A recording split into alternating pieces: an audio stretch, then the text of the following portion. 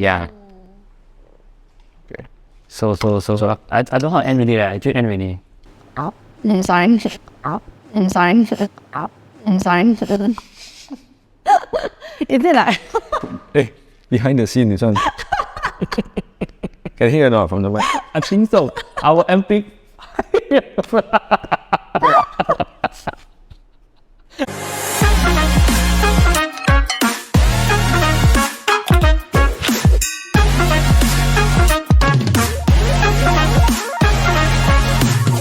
What do you say?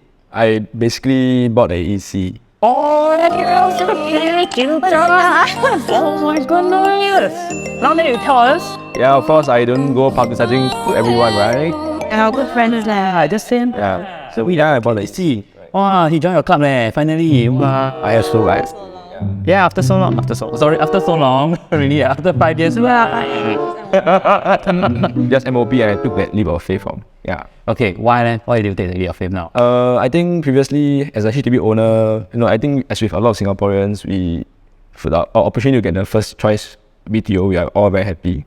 So that was way back then. Then I was like in the 20s, early 20s. So when you start to build a family and you work like close to a decade, you start to realize that you can't be working all the way to age 65. Yeah, that's what we said. Even if we do, my net worth would be kept at the HDB flat, plus savings and etc. Yeah. So it's not the way to go, I feel. Okay, that's cool. I mean, like, in that case, since you buy an EC already, when you calculating your keys, hey, actually, let's guess. Which EC? I haven't asked you which EC. Have a guess? Yeah. Because you assume we know, I would assume we know. I'm sorry, wait. Got hints on it. I got hints and not. There's only a few ECs in. You bought it just on last year. Okay. I think you decided to go crazy and go to the west. Cotton Grand. No, that 100% sold out, so I couldn't have my chance. Okay. You were considering Copen Grand. But it's a very good development. There's a lot of potential in that project. CDF. Yes. Although technically I live in the east side, but we have to look at the good areas of growth. Ding ding ding. Oh. Yeah. So it's in the east. Okay. Then I know which one already. Which one? Canal. Maybe, yeah. Or maybe, yeah. Oh, I still have to get. Maybe it's Tembusu. Oh, Tembusu Grand. Buy ready made. The ballot can ready made. Not yet. See? Trick question. So it should be 10. Is it? Yeah, it is. Congrats. How many bedroom? 3 bedroom. Yeah, 3 bedroom. I felt it was the first step to take. As a HDB owner. Actually, minimum is 3, right? Yeah. Is it like the minimum? I think there are. 2 bedroom. Okay. I mean, as a family of 3 and starting to grow my family, as a good starting point, I think 3 bedroom is good. I see. Yeah. I see. But of course, I have a hard decision taking that decision, right? I mean, back then, growing as a family, there are very strong inertia to go to the next step. Yeah. For HDB. Traditionally, our parents have always been staying in HDB and they have been saying like, pay off your flat and you'll be good. Yeah, so that was the old thinking. You see. Honestly speaking, yes, the old thinking would work during the old era. I mean, like back then, in the 80s, how much is the HDB? Yeah. If I'm not wrong, was about $35,000 only. 35K, you pay full, okay. Even with the accrued interest, right, till now, right, I did calculate before, it's still not too bad. But now if you use CPF, that'll be another topic, another podcast. But I feel that now with like $500,000 HDB and we use CPF fully, the accrued interest is just woo! And then we will talk about that next time. But yeah. But okay, that's cool. But who convinced each other? Your wife say first or? Oh no, so the funny thing is, after I was enrolled as a property agent, then I started to understand the market and how it works. So actually it's quite a big difference. Before that I was very skeptical. There are agents who knock on my door and promoting the idea. Yeah. So they tell you to sell and upgrade your house, which is the right thing, but they don't go further and explain why you need to do it and what's the impact on your net worth. Yeah. Then in that case, back then, it was truth. Were you fearful? That's why you didn't take the... I definitely was very fearful. As with everyone, right? With a day job, average salary, it's definitely, it feels like out of reach for me. Yeah. Okay. So I wasn't even there to look at the projects and all kind of stuff. I see. Congrats leh. How? Can I kepo? You bought for how much? Oh, that's slightly above 1.2 maybe. Oh, Weihan, you put English kepo. I mean, I need the subtitle. Right? Okay. Yeah, the prices are out in the market lah. It's public, almost public data lah. Okay. There are some changes here and there, but different time period you have different prices by the developer, right? Who was the tiger? Just curious. I can't remember. I can't remember. No, I can't remember. Too stressful signing for God. Yeah. Yeah, true. Sorry? Sister-in-law. Sister-in-law. Oh. Yeah. She's a proud next millionaire. Oh, really? Yeah. Oh, wow. Okay. That's cool. Yeah. But then now again, since you buy the EC already, then do you have to give out a HDB? So the good thing about this whole process is that I'm able to keep my HDB up till before I collect my keys. So that will also help me in terms of the monthly payment. I don't have to be pressured by paying the high interest rate it is right now. Yes. Yeah. Yes, a progressive scheme. Yes. Yeah. So I think it's a very good avenue for HDB to upgrade us to go onto the private sector. Okay. Yeah. That means now actually you don't have to start paying for the loan for I don't. the EC. I don't. Yeah. Okay. Then when you start, in that case, When you start to collect keys, you have to sell your house. yeah. And then there's a process then where you start to, I think about 2026. Okay. 3 years from now. Yeah. So I would say that EC is the only way at the moment where you can stay in a HDB, yet buying a kind of a condo to be, and having best of two worlds lah. Yeah. Right. Because if you're going to buy a private now and you're saying HDB, I think you must sell it off within 6 months. Correct. Correct. So even if it's going to be a new launch private condo, say chores, because you have to give up the HDB and rent out for at least 4 to 5 years, I would say. Yes, correct. Okay, that's a good thing about EC lah. Yeah. You can hold a HDB for up to the TOP stage, but of course, given how the current market it is, the good prices that the resale market is fetching, so it's definitely in my consideration that I might want to do the sale this year and look for alternative to stay. Yeah. Really? Yeah. That's provided you have options to stay, right? Otherwise, you still can hold on to the HDB until. Okay, you want to hold on or you want to sell? I'm still thinking about it. Yeah. Because it's not in the script, so I don't know. Really? Yeah. It's entirely up to every individual. The situation, the financial situation also. Oh wow. Okay. Hey, now we are in a commercial break. Please support us by helping us to like. Share. Subscribe. Thank you. Thank you. Support. So Xavier, why do you think that this year you want to sell the house instead of waiting? So I think if you look back to 2013 alone, the price was quite high from 2013 and it went down on a smiley face, right? Yeah. So now we are at its highest peak already. So I can't really foresee how the future price would be, but with the data that we have in terms of the number of HDBs that's going to come into the market per year in the next couple of years, right? And it's going to pose a threat to houses like us where the age is generally older.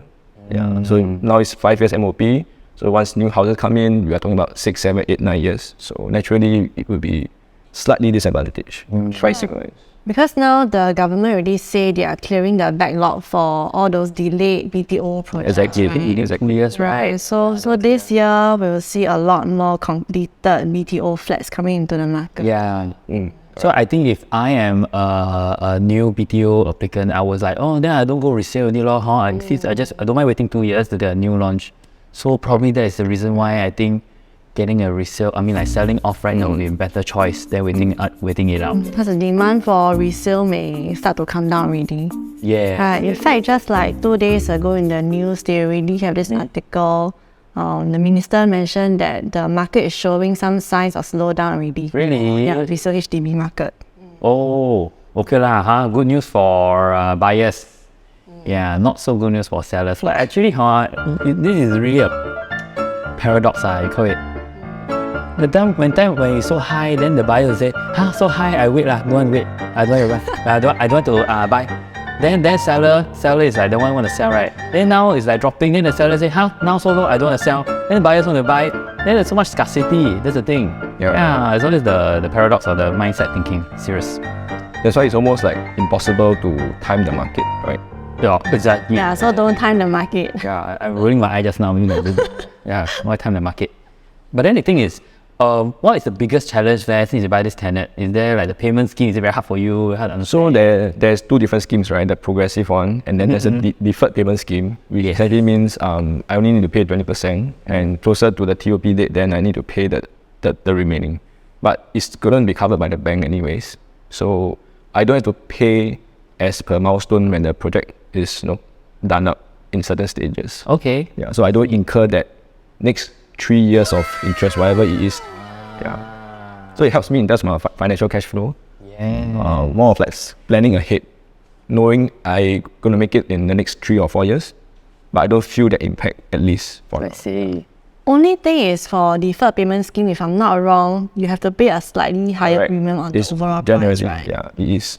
How much are 5% more? Generally, it's 3% higher. But if you consider interest rates that you're going to save in the next couple of years, it makes perfect sense to go ahead with the delayed payment scheme. I see. Okay. Sorry, deferred payment scheme. Yeah. Yeah. But is there any reason why you decided to go EC rather than private? Since actually even this year, you're really thinking of selling a house. I think as for my individual financial situation, I'm like most of the Singaporeans in HDBs, right? Working class. Two working parents, one baby girl. So I guess my comfort level is there at least to take the EC and not jump straight into that private market. That being said, the PSF, the price per square foot for EC is getting higher as compared to like 5 years ago. Yeah. So it's getting a bit crazy. Then Weihan, how? Upgrade or not? For that. I want to upgrade. Actually, I want to see I can think of another reason why it's good for Xavier as HDB to upgrade to EC first rather than go straight to private. Oh, okay. Yeah, cause like everyone has like 2 times, right, as a first timer to buy BTO or EC. So anyways, since we know EC is like generally the most profitable one, so since we already use 1 time for BTO, then if you can qualify for EC, then of course, like to me it makes sense the second one use it on the EC. Yeah.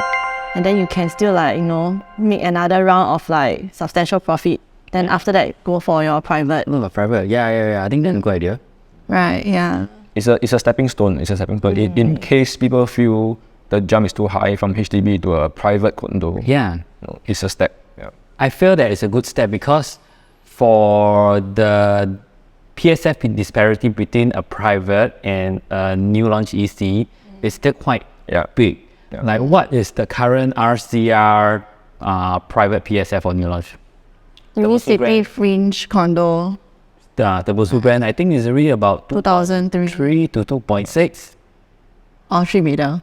Yeah, I think if I'm not wrong, only 1 beta, only 2.3 really, 2.3 PSF at 2.3. Okay. Yeah. He used 2.3 to say, like 2003. 2.3 sounds like 2.3K. I would say 2.3K. Oh, really? But yeah, 18,300 PSF. 太方便了 2.3 Oh, PSF. Yes. True. Yeah, so I think in terms of new launches for EC, how much for PSF? So the PSF was actually almost one of the highest already so far, about 1,003 on average. And it's all on the mindset. Actually, okay leh. 1,003. Actually, I think my current one also selling around 1,003. I mean, like the resale EC just MOP also around there, 1,002 plus 1,003. So I think there's so much, there's still a lot of potential to appreciate. There is. Yeah, it's an EC. Like 4-5 years ago, people buy ECs at 800 plus per square foot. Yeah. And they are complaining. My time. Yeah, they say like, wow, super expensive, it's crazy, it's not going to go up, blah, blah, blah. So look, fast forward, 2023, we are looking at 1,003 per square foot. Wow, crazy. Then do you feel like ECs is gaining more and more popular in that case? Actually, EC Copenhagen 100% sold, right? Yeah. Wow. So, I mean, the thing is, the government also does have some plans around all these project sites, right? They don't just launch a condo there for no reason. They have plans to transform the town around Tengah, for example. Yes. Tampines is also another area, it's part of the whole east side, East Coast plan, Changi Airport and all that, right? So, Paya Lebar also. Paya Lebar including, yes. So Paya Lebar actually outreach to Hougang, Punggol, Tampines, branch out to Katong area. So I think it's a it's a good buy in terms of the potential and the transformation that it will come with, and at a relatively lower price tag. The phone you see. Okay, cool. Hey, now we are in a commercial break. Please support us by helping us to like, Share. Subscribe. Thank you. Thank you. Support. Enough about me, guys. Enough about me. Yeah. Why so tao? Okay. It's more for you guys to share now. Okay, Weihan, I think, since you're the EC also, right, what is your future plans? I think you mentioned earlier that you want to upgrade, but upgrade to how big and No, I guess. I guess now you have 6 1 million. Now you're Now 3 bedroom. 3 bedroom. 4 bedroom lor. Yeah, correct. I want to upgrade to a 4 bedroom. Is it you want to have more kids? That's why 4 bedroom. No. 1 bedroom for 1 kid, 1 bedroom for 1 kid. Well, Confirm no. But give me money, I also don't want to. Enough already. So anyway, why I want 4 bedroom is because like it's a bit of like future planning in mind. Like, because like I feel that now the supply of like 4 bedroom, 5 bedroom, all the big units is very limited. You know, so from this perspective, I feel that if I buy a 4 bedder, next time when like I want to sell and upgrade further, I feel that a 4 bedroom will be able to appreciate the most in price lah. So I can probably like gain again when I want to sell and buy a new one, like where the capital gain, the appreciation, the growth in the price. Yeah. Cause like I don't know, I think everybody knows that over the years like the house like getting smaller and smaller. Oh yeah, everything so big. Yeah, exactly. So like last time 3 bedder is like easily over 1,000 square feet, but now it's like commonly 900. Yeah, 8 to 900. Yeah. So there was this DBS report, right, that say by 2030, Yes. 3 bedder would probably shrink to like 800 plus square feet only. 3 bedder. I think they say typical units. Typical Yeah, unit. typical. With 3 bedder, 800 square feet. Oh my god. Where's the bedroom? The bedroom become a I don't know what's You never know, maybe it's possible. But the school is okay. Okay, I want to see what kind of layout they're gonna have. Okay. Yeah, but I also heard from the DBS report that per square or the PSF will be typically about 2,009 to 3,000 PSF. So can you imagine like a 3,000 PSF and such a small unit about 890 square foot? It's quite crazy leh. It's almost like what? 2.4 million, right? If you times 2.4 million for 800 plus square feet. Yeah. so that's the price we are looking at in 2030. Yeah. So I feel that that's why a lot of agents they always say that you buy now is safe, it's very safe entry, which now based on statistics, it's obviously very safe, right? Then I think what Weihan just now mentioned, I think I agree with her that you buy a 4 bedder, in future can appreciate more, because now we take a look at the new launches. Don't talk about EC style, but all the new other private condo launches, the 4 bedder, 5 bedder, only like 10% of the inventory only. Majority is the 3 bedrooms. Yeah, the majority is 2 bedder, 3 bedder, definitely. Yeah. So for 4 bedder, since in future, because like for example, like maybe Xavier or the bigger family and stuff, they will always keep on the lookout for bigger houses, right? So with lesser new launches of 4 or 5 bedder, they will keep looking at the resale flat. So Weihan got 4 bedder, wow, I think she sell what leh. Yeah, lor. So I think ever since like COVID, the way people like work from home, the way we like work and live is like changed really. So people like when they work from home, they really want to have like bigger space at home. Like really maybe 1 room just for like work purpose and stuff like that. Yeah. So yeah, 3 bedrooms sometimes really not enough. Even though we are in a post-COVID era, but people still are shifting towards the quality of living, Correct. From the previous like office kind of. Correct. Yeah, correct. That's why it's more in demand. That's why you see a lot of OEAEM, executive apartment mentioned that's going out for sale to young couples. Yeah, so it's evident. Yeah, it's already happening. So Yeah, then I saw the ID video, so nice, the way they decorate, the way they break down the walls. Yeah. Wow, so inspiring. Yeah, even though it's an old HDB.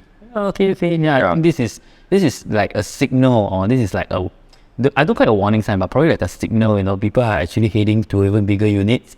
Yet in the market, bigger units are getting lesser and lesser. So eventually, maybe like say 2030 or 2040, this type of big units will sell like hotcakes and it's going to be very expensive. Right? Correct. Yeah, good luck, 加油加油. Housewarming 10 minutes, okay. Yeah. I mean, for me also now, currently I have a 2-bedder lah. So I do hope eventually, you know, guys, you give me your jobs and I got commission, then I can earn more. Then I can go to a 3-bedder and a 4-bedder also. Just climb from there lor. Yeah. Okay, let's go. Actually, 2-bedder also not saying no demand lah. Next time like those retirees when they downgrade, then they'll be looking for your 2-bedder lor. Okay lah, so positive. Later they think like only like 4-bedder, 5-bedder can buy. 2-bedder also can buy. Next time still got exit strategy. God lah, if those retirees don't mind private. Because if I retire, I'll go back HDB. I will go back. Really? Yeah, for me lah. Maybe there's yeah. Oh yeah, like this morning, like the chef from Puiling, she mentioned about this very elderly couple. Okay, they are retired already, but they have a lot of CPF, and actually they bought their HDB before year 2000. So so it's something that I learned, okay, for the resale levy, because EC is also subsidized and plan, right? Yep. So you need to pay the resale value. So the levy, not value. I think can pay. Huh? No, I think okay. No, I don't think resale levy need to pay for EC. Need 20%. 20%? Yes, 20% of the EC. So this morning was You mean after selling EC? No. They sell the HDB, okay, so they sold the HDB, okay, but the HDB was bought before year 2000 as a resale levy, because the HDB is the first subsidized. So now it's not too bad. So it's tiering of 3 rooms 30,000, 4 rooms 40,000, right? Yeah. 5 rooms is 15 to 25. But for this elderly couple, the whole team was a bit shocked. Something quite interesting, because since their flat was quite old and it was a subsidized flat, their resale levy is 20% of the current EC, and they bought I think a 3-bedder or 4-bedder. So 20% of the 3-bedder is very huge amount. So they were even asking, are you sure you want to buy? Then say, yeah, I want to buy, because they were looking at Seneca and they saw the comparison between the prices, and even inclusive of the 20% levy, it makes a lot of sense to them. That's why they still buy the flat. Yeah. So there are levies, so we need to just see, you know, which HDB you entered, in which era, then we need to check from there what kind of resale levy. Okay, so we have come to the end for today's topic on EC. If you'd like to find out more about ECs, be it about buying a new EC, selling your current EC, or buying a resale EC, you can feel free to reach out to any of us. You can, how to reach out to us? No, this is very unscripted, so you can actually like, subscribe, and even comment below. Alright, so we open up the comments, then you can just feel free to write. Right, Xavier? Yep. Yeah, hit us on our personal Instagram also. Yeah, so if you learned something right today from this podcast, please share to your friends, share to your Instagram reel, share to your TikTok, whatever and whatever that you like based on which segment, do let us know also, so we can improve, or we can even focus on it further. Next episode we have a special guest appearance, right? Special guest. Who you think? Don't tell you first. Don't tell me. Don't tell your first. Don't tell your first lah. Yeah. Okay. So stay tuned for the next episode. It's going to be a little bit different. We still talk about property, but we also want to talk about someone's life, right? Gossip. Gossip. Yeah, the sort of like a celebrity, Celebrity. Yeah, I hope she come. Look forward, yeah. Yeah. Oh, that's She'll come. Okay. We will launch this podcast, then she has to come already. Okay, thank you guys. Bye bye.